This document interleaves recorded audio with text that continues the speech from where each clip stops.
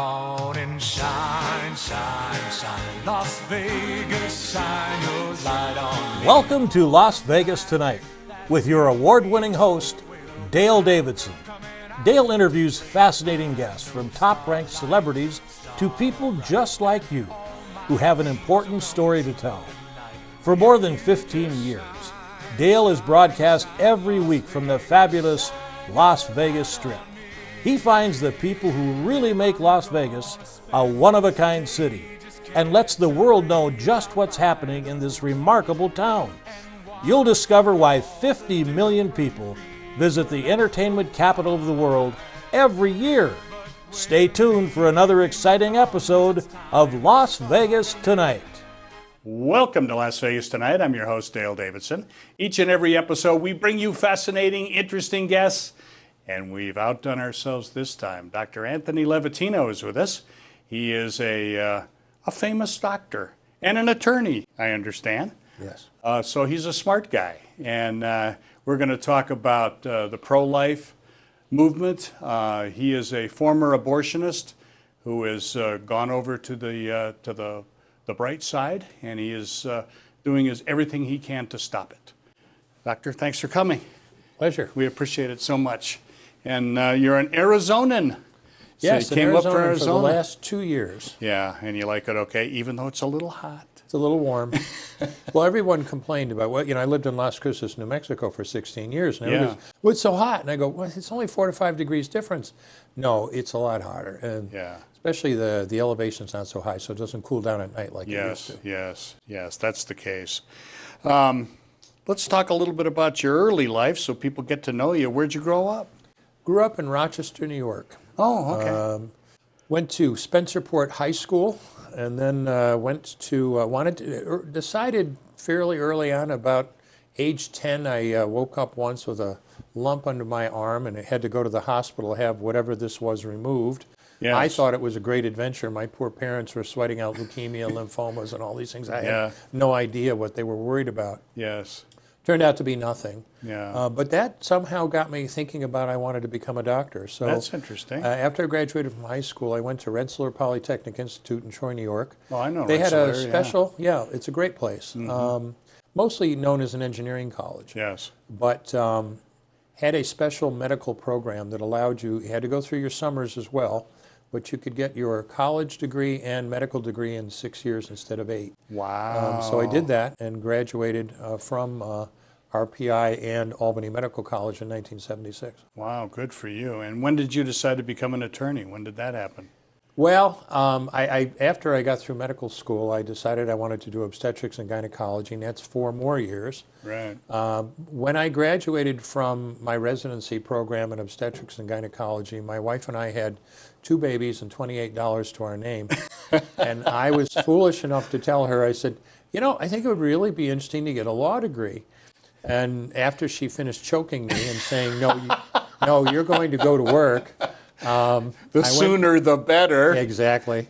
I practiced for 10 years, and then we had enough pennies in the bank at that point where we started talking about it, and she said, "If you want to go to law school, go ahead." So I went to law school between 1990 and 1993 to get my law degree at Albany Law School in Albany, New York. Yeah, and you went to Albany Medical College as well. Albany Medical College is right across the street. They're both affiliated with Union University. Okay.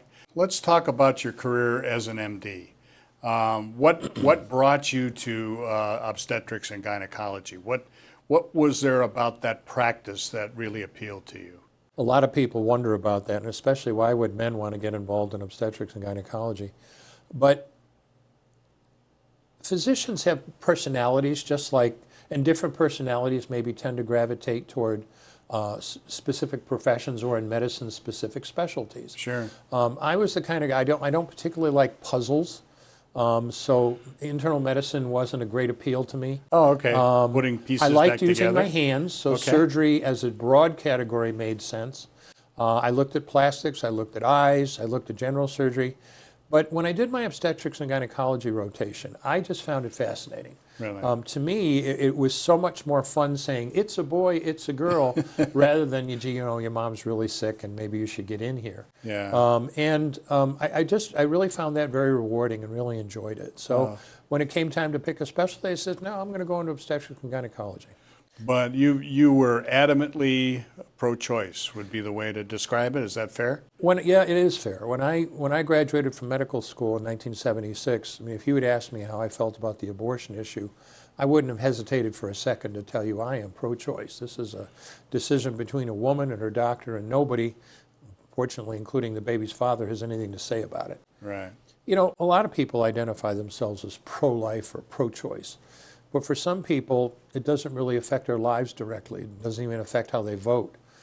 But when you're an obstetrician gynecologist and you say you're pro-choice, this isn't just some vague political position. You have to decide whether you're going to actually learn to do and then perform abortions on live patients. Right. So as part of my training in obstetrics and gynecology, I learned to do first and second trimester abortions. Wow, wow. And second trimester abortions are pretty brutal, aren't they? All of them are pretty brutal, but it's even easier to see in a second trimester. Yeah. Pregnancy is divided into three almost equal trimesters. Right. So the first trimester is up till about from last period, that's how we count, until about 13 weeks. Second trimester is from 13 weeks to 27 weeks, and then third trimester is 27 weeks till term, which is 40 weeks. We were doing, in the hospital, we were doing, at the time, in the late 70s, we were doing saline abortions in the second trimester. These aren't done anymore, but suffice it to say that these women had to go through labor. And it was pretty difficult. I mean, these kids were virtually always born dead. You know, the saline did a number on them. Yes. And it's a hard kind of practice. But I was dedicated, and first trimester abortions at the time, there was no medical abortions at the time. We were doing suction D&C abortions. And I see. when it was my turn to do them, I would do 2, 3, 4 in the morning, never thought anything of it. Yes. What changed your mind? Was there a revelation that came to you saying this is a baby and I should not be doing this? There's not an obstetrician in the world that doesn't know that this is a baby. So it's not that kind of revelation. Yeah. My wife and I, we married when I was in my first year of training. And like a lot of young couples, we wanted to have a family of our own. And Sure. unfortunately found out pretty quickly that we had an infertility problem. She just wasn't getting pregnant. Right. I sent her to the best infertility expert in town. Yep. And any woman who's been through an infertility workup knows that it is expensive, it is difficult, it is painful, it is embarrassing. And you see, when we first dated, even long before we got married, I mean, we made a very fundamental mistake in our relationship because she was pro-life. Here I am doing abortions. And when we found out pretty quickly we were on opposite sides of the fence, and rather than discussing it or hashing it out, we ignored it. And that set up a pattern that persisted for way too long in our relationship. Well, here we are now trying to have a child of our own. She went through one surgical procedure, a lot of tests, and her infertility expert came to us one day and said, look, I can do one more surgical procedure to try to fix things. It should take about an hour and a half. And when he walked out of the operating room 4.5 hours later, I can still see him. I can see that room. He walked up to me and said, look, I never tell anyone that they're not going to be able to have a child of their own, but don't count on it. Right. This was, I came from a big Italian family. She came from a big Irish family. Having kids was what you do. Yeah. So obviously, once we got over that shock, we decided to adopt a child. And through a tremendous amount of effort, we went to state agencies, county agencies, religious agencies. I mean, anybody who's tried to adopt a baby knows how difficult it is. Yeah, I know it is. And yes. The best we could do after a lot of effort was to get on a 5-year waiting list, to get on the real waiting list. Wow. It was after months of that I came up with we've been married over 42 years now, but my wife still credits as the best idea I've ever come up with beside marrying her. And that was We were getting frustrated with the normal channels. Sure, And I said, yeah. this is ridiculous. I know 50 obstetricians on a first name basis. I work with them every day. Let's just advertise and maybe we'll get lucky and be able to get a private adoption. And that's what we did. In August of 1978, I was working in the operating room with one of the attending physicians, and the circulating nurse tapped me on the shoulder, and she was holding up a piece of paper that said, call Marcia as soon as you're done. Now, Marcia was the head of social services at Albany Medical Center where I was working. Right. And she's one of the people we had talked to when we advertised that we were looking for a baby. That's all the note said, but I knew what it meant. And sure enough, she informed me that there was a 15-year-old girl in labor in the delivery room, had no prenatal care. The first time she saw a baby was the day before, or first time she saw a doctor was the day before. Wow. But, she's in good health and the baby looks healthy and she wants to give her baby up for adoption. Are you interested? Well, of course I was interested.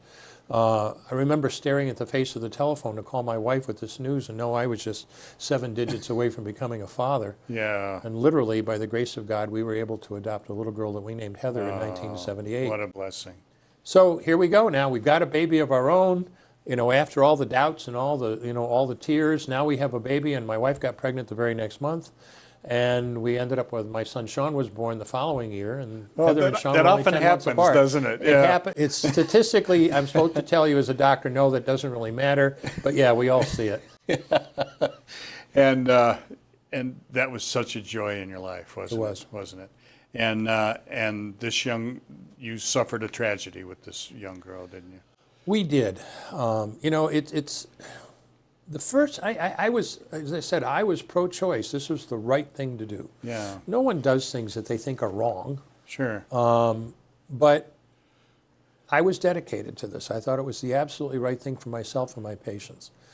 The first time I had any doubts about abortion was when we were trying to adopt a child. I'm no idiot. I know why there's no babies to adopt. Yes. And I had some doubts about it because it was like, gosh, I'm throwing these kids in the garbage, and here I am trying to find a child that I can bring home and call my own. And those were the very first doubts. But when we had Heather and then got Sean soon afterward, those doubts simply went away, and I went back to business as usual. In June 23rd, 1984 was a beautiful day in Albany, New York, where we were living at the time. I was on call, but it wasn't too busy. I made rounds that morning and got to spend the day with my family, and we took the kids to an amusement park that afternoon. We had dinner together, and then the kids were playing in the backyard when we had friends come over for cake and coffee. And we were talking with our friends, and at 7:25 that night, we heard the screech of brakes out in front of our house.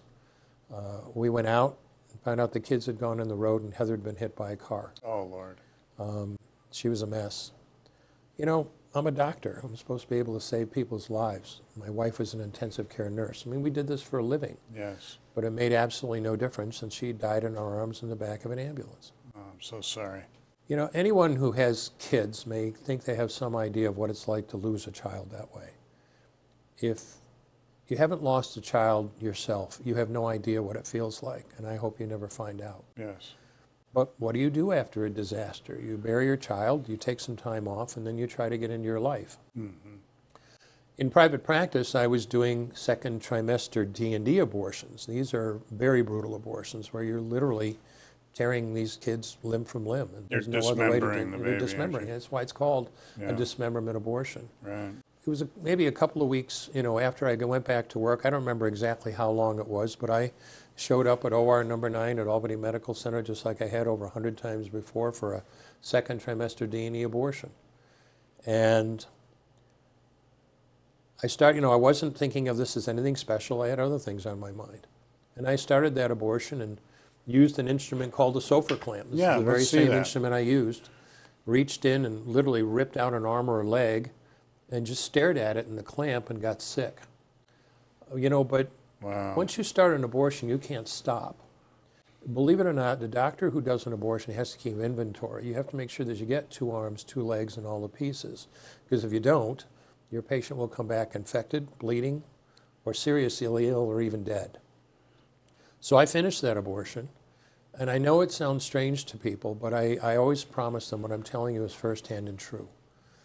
For the first time in my career, after all those years, over 1,200 abortions, I looked. I mean, I really truly looked at that pile of body parts on the table, and I didn't see her wonderful right to choose, and I didn't see what a great doctor I was helping her with her problem, and I didn't even see the $800 cash I just made in 15 minutes. Wow. All I could see was somebody's son or daughter, and suddenly it was looking very, very different to me. I'll bet it did. We have to take a very brief break. We'll be back with Dr. Anthony Levatino in just a couple of minutes. Thank you for watching Las Vegas Tonight. We'll be right back.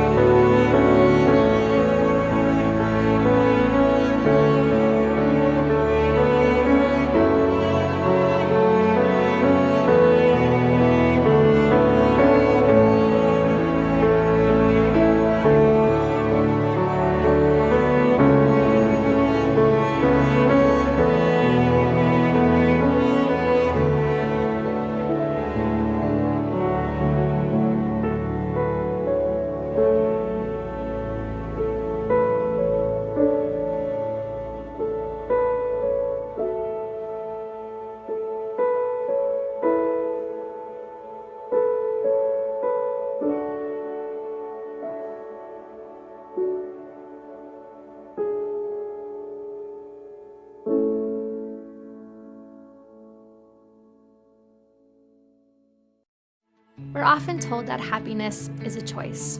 We can make lists of things we're thankful for or a list of things that we're excited about. But that happiness is artificial, which might make us feel like there's something seriously wrong with us. Why can't we just be happy? Here's something interesting. There's a study that shows only 10% of our unhappiness comes from external circumstances. So theoretically, we can choose to be happy. There's nothing wrong in choosing happiness, especially during difficult times. But this kind of happiness is artificial and hard to keep up.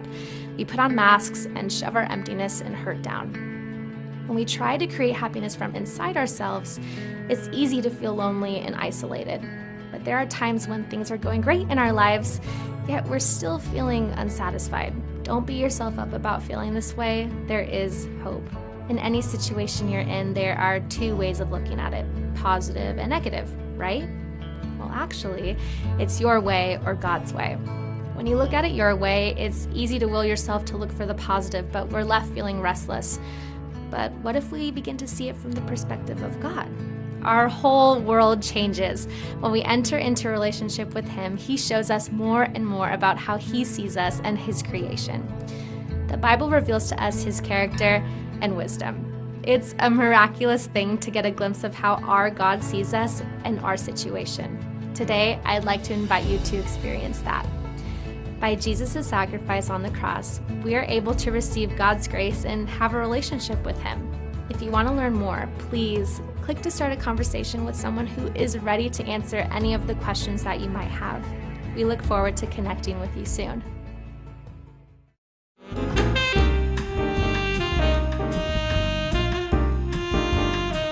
Welcome back to Las Vegas Tonight. Dr. Anthony Levatino is with us. Fascinating man, a former abortionist who is now very much pro-life. Speaking of which, I saw the movie you were in. I was not surprised at how well you did because you were reenacting what you used to do for a living, but but it was very believable. I thought you were an actor at first. So the movie's called Unplanned. And do people recognize you from the movie? Well, it was funny. It was I could tell you a few unplanned stories if you have the time. Sure. One of the writer-directors called me. Yeah. And he explained that they were doing the project. I'd read the book, and I knew that somebody had purchased the rights to the book, but I had no idea. Right. And he told me that they were shooting this picture finally, and they wanted me to play the role of the abortionist. And I laughed and I said, I'm not an actor. I mean, I have no acting experience. He said, we've seen your stuff. We know you'll do okay.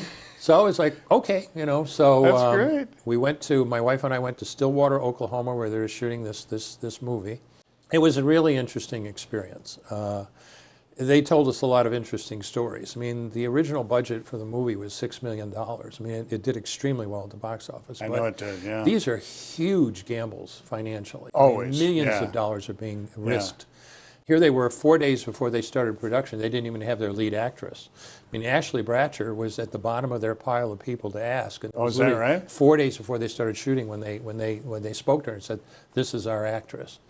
But anyway, spent the time on the set. It was fascinating. The nurse in that scene, it was, so I am a former abortion doctor who played an abortion doctor. Right. The nurse in that scene was a former abortion nurse who played an abortion nurse. Oh, I didn't know that. Yeah, a lot of people didn't know that. Yeah. And it was very interesting. Ashley, when she got this part, this is a big deal to any actress to get a movie part like this. Oh, absolutely. And she's starred in several things. But she called her mother to tell her that she had a part for this movie, and her mom was like, and Ashley's told this story, so I know I can. They said, "Sweetheart, there's something you don't know." And it turned out that Ashley herself was almost aborted. Her mother had an abortion, had an appointment at an abortion clinic. Wow. And then changed her mind at the last minute at the clinic, and that's the only reason Ashley was even alive. That's an incredible story. You're playing a role, of course, and again, I'm not a professional actor, and the directors were terrific, and they really did direct. And they were feeding me, we were trying some different lines out. That Beam Me Up Scotty line, I'm glad, it's the one that was used in the movie. Yes. And I'm glad they used that, because that was what the abortionist that was working with Abby Johnson actually said that day. But they tried a couple of other different, several other different lines just to try them out. The beauty of editing, and you appreciate that. Yes, being on I television. do.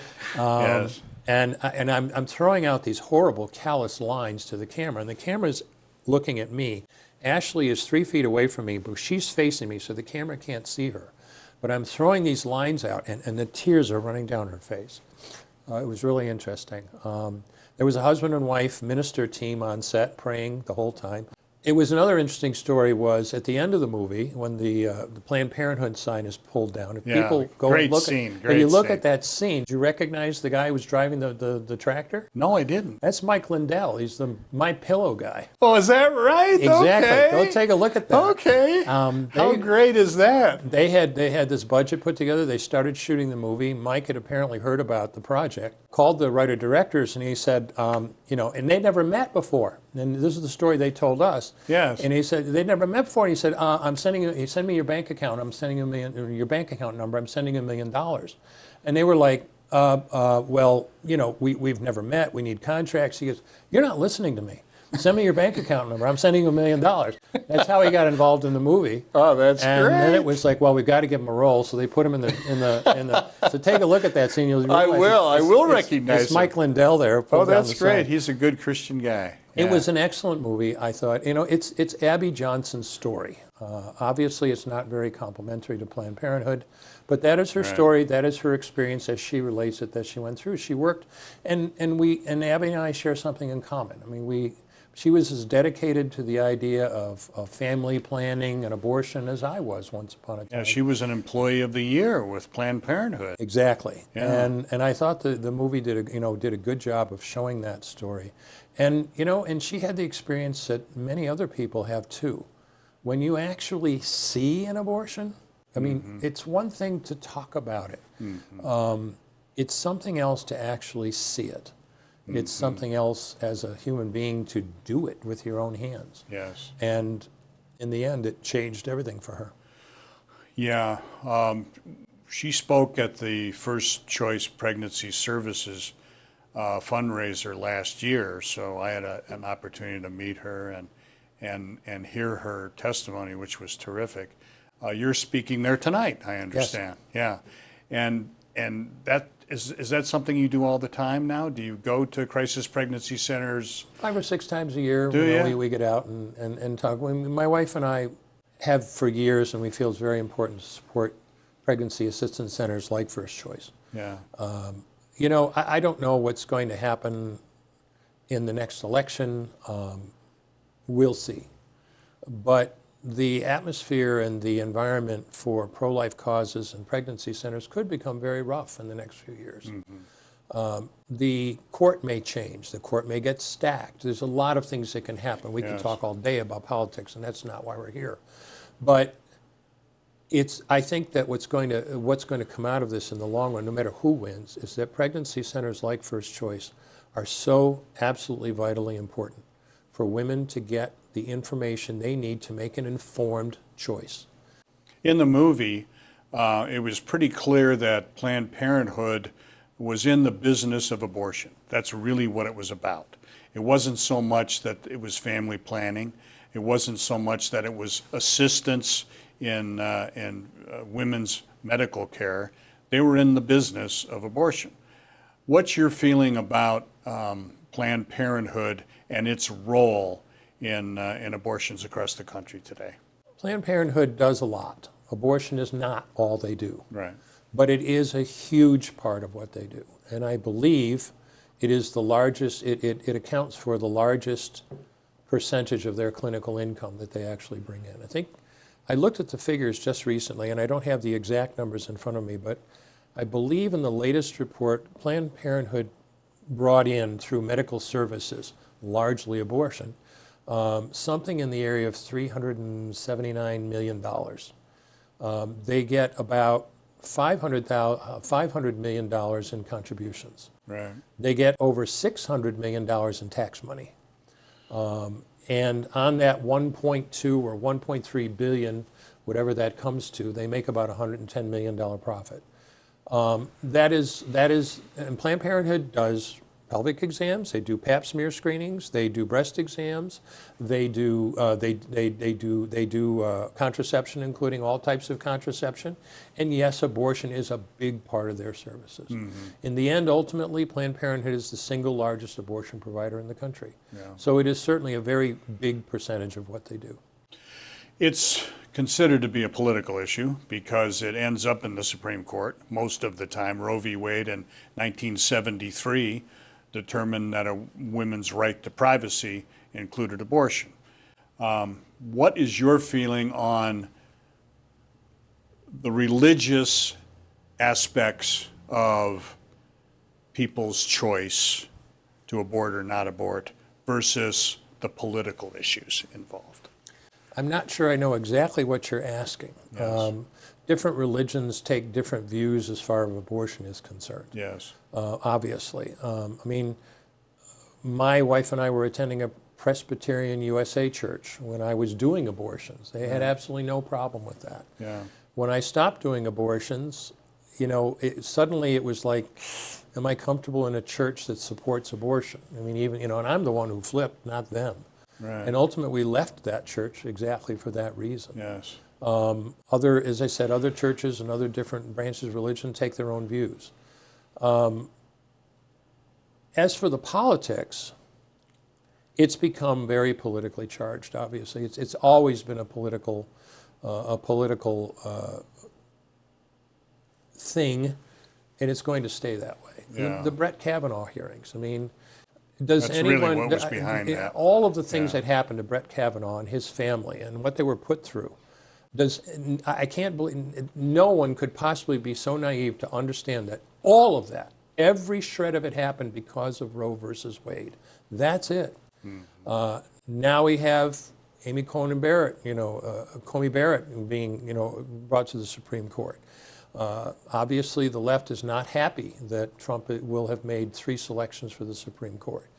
And now we have Vice President Biden and Senator Harris flat out refusing to answer whether they will pack the court. I know. They will pack the court. Yes. They made it very That is clear that they will That is pack the clear. court. Yeah. So it is political. It's going to keep on being political. And that's, again, and I'm going to bring it back, the last thing I would say about it is to what I said before. This is why pregnancy centers like First Choice are so important. Mm-hmm. Because in the end, they have been and are still and are going to be the front line in terms of saving children's lives. The ultrasound machine, 3D and 4D, have made a tremendous difference in abortion rates. What's your feelings on the use of that? And do you think Planned Parenthood and other abortion clinics should be required to show the mother exactly what her baby looks like? Do I think Planned Parenthood should be required to show an ultrasound? No, not particularly. Okay. Now, I will talk about, rather than talk about Planned Parenthood, I'll talk about my own use of ultrasound. When I was doing abortions, every single patient got an ultrasound. This to us is important. This was good medical practice, dedicated as we were to abortion. First, I want to make absolutely certain that the pregnancy is in the uterus. If you have an ectopic pregnancy or a tubal pregnancy, Sure. this is very dangerous to that woman. And if you try to perform an abortion on her, she may end up in a world of hurt. And this is particularly important now with medical abortions. It gets a little more off to the side. But second, I wanted to know how far along that pregnancy was and do it accurately. You know, we base everything on last menstrual period, but some women don't know when their last menstrual period was, so there's confusion. Or there can be as much as a month or more discrepancy between how far along she thinks she is and how far she really is. If I'm, as a doctor, dedicated abortionist, doing an abortion, I don't want to do an abortion that I think is 12 weeks along, say, 10 or 12 weeks along, and I find out it's 15 or 16 weeks along. It's a totally different procedure. And I need to be prepared for that, for her safety. Sure. So ultrasound is key to that. In pregnancy centers, limited ultrasound is commonly done for the same reasons. Mm-hmm. We want to make sure she doesn't have an ectopic pregnancy. We want to accurately date her pregnancy. But we want her to see her baby. We want her to see her son or daughter. And it's an interesting thing. Again, people talk about abortion. I talked earlier about when people see an abortion, or even hear about it, sometimes it changes their mind. Sure. When a mom or a dad see, I'm pregnant, I'm sick, my breasts are sore, I feel crummy, Right. But I'm pregnant and I'm going to have a baby. That's one thing. To see that baby on a television screen is quite something else. Yes. There is my son, there is my daughter. And it can have a profound effect on the people that see them. And that's the other reason, frankly, why pregnancy centers want to be able to use ultrasound. Ultrasound has been shown to have that effect on patients. When patients see their child, it suddenly, that son or daughter becomes real. Becomes a real thing to them. It's a real person. Yeah. To them. Do you feel that crisis pregnancy centers will continue to be at the forefront of the pro-life movement when there are advances in medicine where there won't be, or you can tell me if this is true or not, where there might not be surgical abortions anymore? RU 486 and other advances, I suppose, are coming along. What's your feeling on what will happen to the rate of abortions when that happens? The rate of abortions, the number of abortions, let's put it that way, have actually been decreasing as best we know. Now, over in the country per year for the last several years. We used to talk about 1.1, 1.2 million abortions. I remember, yeah. Now we're down to something under 1 million. Now, I say it that way because we don't really know how many abortions are being performed. Abortion reporting to the CDC is voluntary. 4 states, and most importantly, one of those states, California, that does probably the largest number of abortions, estimated at over 300,000 a year, do not report their numbers. Really? So we have no idea how many abortions are actually being performed. Mm-hmm. But we do know, generally, looking at the research, that the numbers are falling. And the numbers of medical abortions are increasing proportionally. Yes. This is where things are now. There's been the abortion side, Clinton, when he was president, he used to say it all the time. We want abortions to be safe, legal, and rare. That was the line. Now it's, we want easy access. Now, nobody says it that way, but now it's all about access to abortion. I could show you professional papers from the American College of Obstetrician and Gynecologists and others that talk about abortion access. And the pill, the medical abortion, is the key to this, because suddenly the number of doctors willing to do surgical abortion has been falling for years. Sure. But when you've got if you can do an abortion by writing a prescription, well, wait a minute, that's not surgery, that's just writing a prescription. Right. Suddenly your pediatrician can do it, your family doctor can do it. And if you listen to some of these sources, you don't even have to be a doctor to do it. But this gets into other problems. National Academy of Science published a paper, a whole book, in 2018. It was financed by several well-heeled foundations that have a long track record of contributing to pro-abortion causes. And it concluded that abortion is totally safe, is with very rare exception, abortion is totally safe. There are no mental problems, there are no mental adverse effects, there are no physical adverse effects, essentially.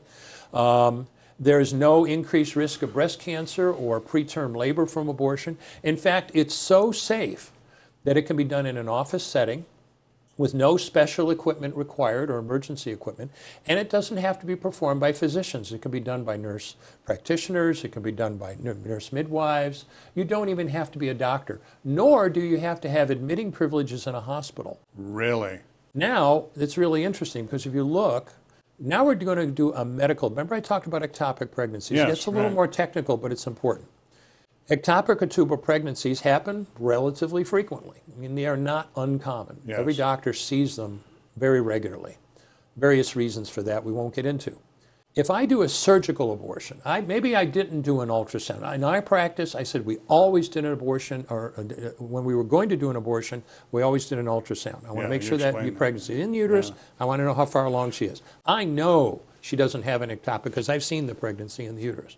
But if I haven't done that and I do a surgical abortion, I put my instruments in, I take the tissue out of the uterus, I send it to a lab. You better hope they do. They should. And then I get a report back. Products of conception seen. Okay, there was the pregnancy, I got it. We're good. But if I get a report, and I got more than one of these when I was doing abortions, no products of conception seen, red flag, this could be a tubal pregnancy. Yeah. If you do a medical abortion and you don't rule out ectopic pregnancy, and the only way I know of doing that is to do an ultrasound. If you don't do that and you give her those drugs, she'll bleed, she'll cramp, she thinks she's had her abortion. And women have died of ruptured ectopic abortions with the medical protocol because they had undiagnosed ectopic pregnancies. This is one danger. Yet, this National Academy of Sciences in its wisdom says, oh, you don't need any special equipment. You don't need to do an ultrasound. You don't even have to be a doctor or have hospital privileges. Now, that's important too. Imagine if something goes wrong. If you're a member of the audience, imagine for a minute you have your appendix out. And 3 days later, you've got a fever, you've got severe pain, there's pus draining from one of the incisions. Right. You got a problem. You sure do. So who do you think should be taking care of that complication? The doctor. Wouldn't it be the surgeon that you paid money to take care of you? Yes. You as a patient have a right to be taken care of by the very same person that caused the problem. But when abortionists are sitting there with, well, I don't need admitting privileges in a hospital. So instead now maybe from your abortion you have a problem. You're running a fever, you have pain, you're bleeding more heavily than you should. And you get on the phone, and too commonly for many clinics, you get on the phone at 3 in the morning, oh, if you're having an emergency, go to the emergency room. These patients are being dumped into emergency rooms, and the person that did the abortion and collected money to do that procedure is nowhere to be found. This is not good medicine. That's unprofessional.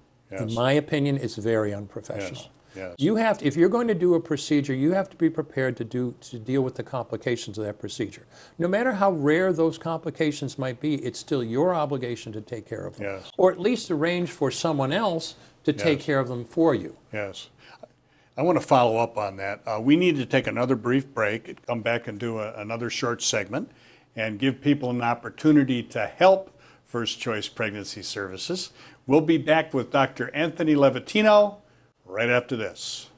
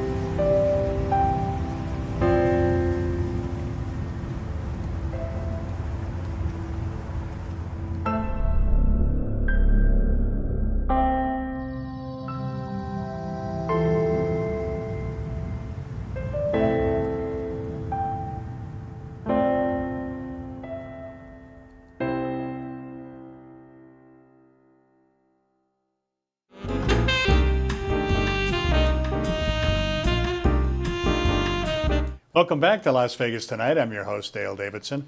What a great show we have. Dr. Anthony Levatino has been with us, former abortionist. He is so pro-life now. He was in a movie. He starred in a movie. My 2 minutes and 50 seconds of fame that took 7 hours to shoot on set. Isn't that always the way? It's incredible. For those people who think television and movies are exciting, really not. There's a lot of standing around and sitting around, but you did a great job in the movie. Thank you. Let's talk. I want to follow up a little bit more on what you said about hospital privileges. A case ended up before the Supreme Court that was requiring that a doctor be present for the possibility of a baby being born alive. And my understanding is the court overturned that. What's your feelings on that as a possibly something that should be required, or should we hope that the Supreme Court changes their mind? What's your attitude on that? English law, American law, common law. Dale, are you a human being? Yes, I am. How do I know? Because I say so, I guess. Yeah, well, no, you're a human being by virtue of science. Yeah. It's a definition. You're a certain animal that looks this way. Yeah. Are you a person, Dale? Yes, I am. How do I know? Same reasons, I think. But it's not science that makes you a person. It's law. Oh, okay. And what does a person have that's different? Rights. Yes. When did you acquire your rights, Dale? I believe at conception. Yeah, but not the court. Yes. Nor does English or American common law. You acquired your rights when you were born. Yes. Once you are born, you are a person, and you are a person under the law with rights. Right. And that includes the right to life. Right. No question once you're born. Right. Yet we have the governor of Virginia calmly talking on a radio interview about how if a baby is born with some birth defect or something, then we just, calmly, quote, make the baby comfortable, which I guess means wrap them in a blanket, and then sit there and let them die. No, that's a person. That person has rights. There shouldn't even be a discussion about treating children that are born alive. I'm sorry if I understand that the mom and maybe dad wanted that baby dead, and that's harsh, but that's the reality of it. Yes. And I'm sorry that you paid a doctor to accomplish that, and the doctor was so incompetent that they didn't manage to do that. But if that child is born alive, that child is a person under the law with rights and deserves full care, period. But the Born Alive Act specified that a physician has to be present for that eventuality, right? What's your feeling on that? The Born Alive Act, that a physician, that it mandated that child do get that care. Right. That just tells you right where we are, just the fact that they feel they have to pass a law which does nothing but uphold centuries-old common law. Right. That tells you exactly where we are with abortion in this country. Yes. Here in Nevada and in other states, there have been attempts to create a constitutional amendment, state amendment, that called for personhood of a preborn baby. What's your feeling on that? Well, this isn't as I said, the way the law sits now, personhood is suddenly comes into existence at birth. Right. If a preborn human being, that child, had personhood sometime during gestation, then they would be protected under the law. Yes. And that's exactly why those kind of laws are being forwarded by some legislators to try to accomplish that, just that. Yes. To limit it. As I said, the Democratic Party especially, sorry folks, but it's reality, has gone from safe, legal, and rare to any abortion, any time, for any reason, up to, and God forbid, maybe even beyond birth. Yes. Something like 3/4 of all Americans believe that late-term abortions ought to be outlawed. And then, it trails off depending on the second trimester, the first trimester, that sort of thing. Would you go along with a common sense approach whereby a law would say there can be no third trimester abortions, there can only be second trimester abortions up to a certain period? What's your feeling on that? Is that an interim step? Well, yes. Laws like that have been passed by various states. I've testified in court cases in a number of states with that passed laws stating exactly that. Right. The original Roe versus Wade decision in '73 was based on that trimester framework we were talking about. Yes, right. And it said that in the third trimester, a state could make abortion illegal because the child was then viable. That's why that third trimester restriction, as it were, was placed in Roe versus Wade. That changed with Planned Parenthood versus Casey. Now the standard is undue burden, which is very vague. It's very vague, and it was intentionally vague. And the problem is also then that viability, that was viability, 27 weeks in 1973. Medical science hasn't stood still. Viability now is down to 22. The World Health Organization recognizes 22 weeks as viable. Wow. So less than 6 months. Should you be allowed to, so the question becomes, should a woman be allowed, should a doctor be allowed to perform an abortion on a viable, healthy child? Once that child is viable, I understand for any number of reasons you may not wish to be pregnant. And I want to make sure people understand, I'm not talking about cases where there are medical emergencies. That's a whole different story. Right. I've done plenty of, I worked in a tertiary referral center. I've done hundreds of deliveries to save women's lives because bad things can happen in pregnancy. But I told people I did that for 10 years. Delivered hundreds of babies prematurely to save moms' lives. How many babies did I have to deliberately kill in the process? The answer was 0. Right. It's not an abortion. You do a delivery, not an abortion. An abortion is intended to kill the child. So if the child is viable and healthy, use that as a starting point, then okay, you want to end the pregnancy, but the baby's born alive and maybe that baby can be adopted. Believe me, that baby can be adopted. Yeah. So it gets very complicated. It gets very messy, and that whole problem, as I said, as viability gets younger and younger and younger. This is where the arguments come. Yes, and to me, it will always be a hard issue and not a political issue. To me, it's the parents, the mom and dad. I believe that a father should have something to say about this. I believe that the girl's parents, if she's a young girl, should have something to say about it. And I believe that the Lord Almighty has something to say about this. And so I truly appreciate the work that you're doing. I truly appreciate that you are going about this country talking to people about what abortion truly is and what it looks like. It's a great service. Well, it's very kind of you. I tell people it's so easy to talk about ending someone else's life. Yes. And I would tell anybody listening, today you're an adult. Yes. Once upon a time you were a child. You didn't look anything like you look today. That's right. Once you were a baby. Once you were this big. Yes. But it was always you. Yes. Thank you. That's very well said. And thank you for coming on the show. You're so welcome. appreciate it. God bless you. God bless you. Dr. Anthony Levatino, a terrific man, terrific doctor, and boy, he has a great heart. I want to take just a moment to ask you to support the local here in Las Vegas pregnancy center, crisis pregnancy center. It's called First Choice Pregnancy Services. It is the busiest crisis pregnancy center in the world. They have saved more than 33,000 babies. You can help them. You can volunteer. You can send them a check at fcpsfriends.org, fcpsfriends.org. We'll put all that information up down here on the screen. Or you can call them at 702-294-2273, 702-294-2273. God bless you, and walk with Him.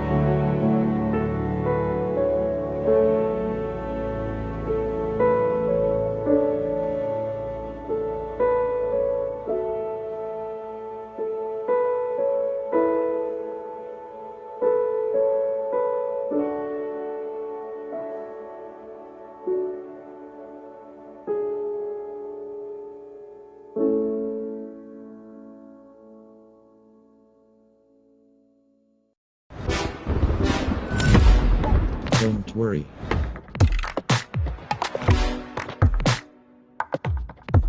Why?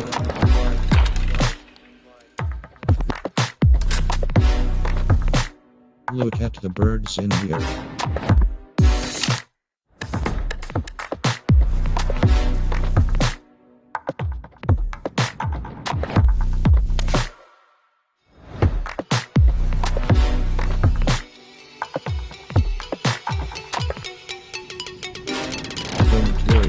Don't worry, don't worry. Don't worry, don't. Come on and shine, shine, shine. Las Vegas, shine your light on me. You've been watching Las Vegas Tonight with your host, Dale Davidson. We hope you've enjoyed this edition of our show. We so appreciate your loyalty to our program. To keep Las Vegas Tonight on the air, please go to our website, vegassaints.org, and click the Donate button. To send a check or money order, please make it out to Dale Wynn Davidson Ministries and mail it to 9030 West Sahara Avenue, Suite 255, Las Vegas, Nevada, 89117. To suggest a guest to appear on the show or any other suggestions or questions, write to Dale at dalewdavidson@yahoo.com or call him at 702-480-3989. Shine, Las Vegas.